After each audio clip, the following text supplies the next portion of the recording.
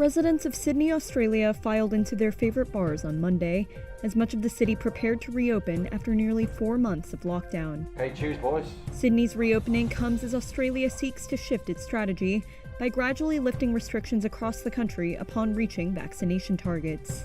Prime Minister Scott Morrison celebrated the news at a press conference on Monday. Today is a day so many have been looking forward to. The day when the things we take for granted we'll celebrate.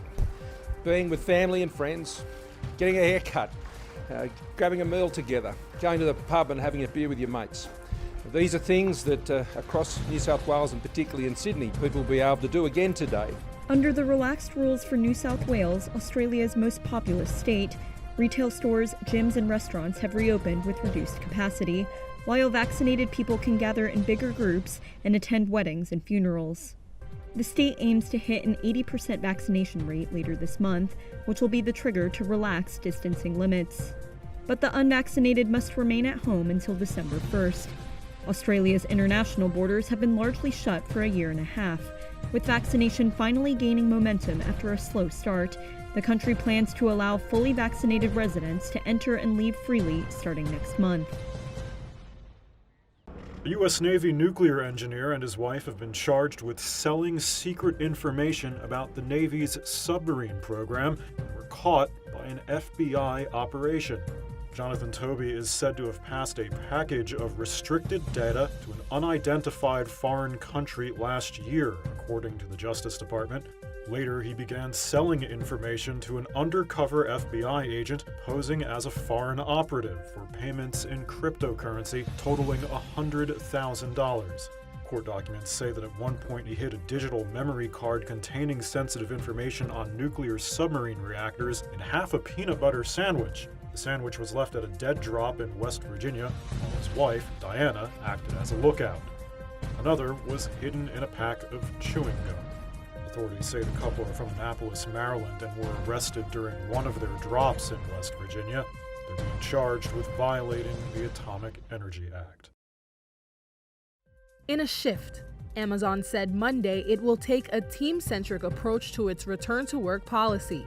Andy Jassy, the company's CEO, announced that Amazon will let individual teams decide how many days per week corporate employees would be expected to work in the office. It's a departure from a previous policy which required employees to return to office from at least 3 days a week, starting in January. Amazon, one of the largest private employers in the United States, will also require its employees to be close enough to their team to be able to make it to in-person meetings with a day's notice. Exceptions will be made during a period when employees will be allowed to work for up to 4 weeks per year fully remotely from any location within the country of employment. Amazon has taken a flexible approach to reopening like tech peer Microsoft Core, which said it would take a site-by-site approach to U.S. office reopenings. A US federal jury has ordered Tesla to pay over $130 million in damages to a black former employee. That is according to the Wall Street Journal. It says the jury found that Owen Diaz was subjected to a racially hostile workplace. He was an elevator operator who worked at the company's factory in Fremont, California.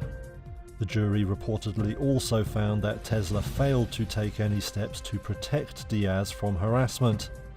In a statement, the firm said the facts did not justify the verdict, but conceded that its record at the time of Diaz's employment was not perfect. Before the trial began, the presiding judge rejected efforts by Tesla to exclude one juror, saying he believed the attempt was based on race.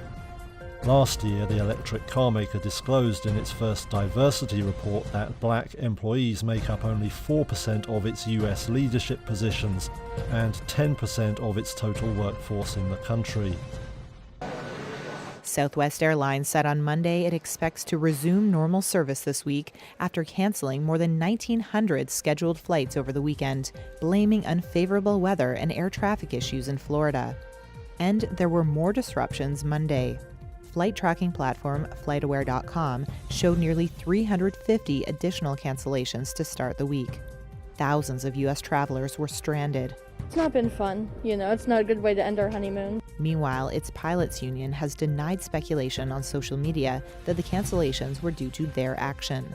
I've heard it's a personnel shortage, so yeah, just not enough labor for the flights. I was told there may be a crew issue, basically.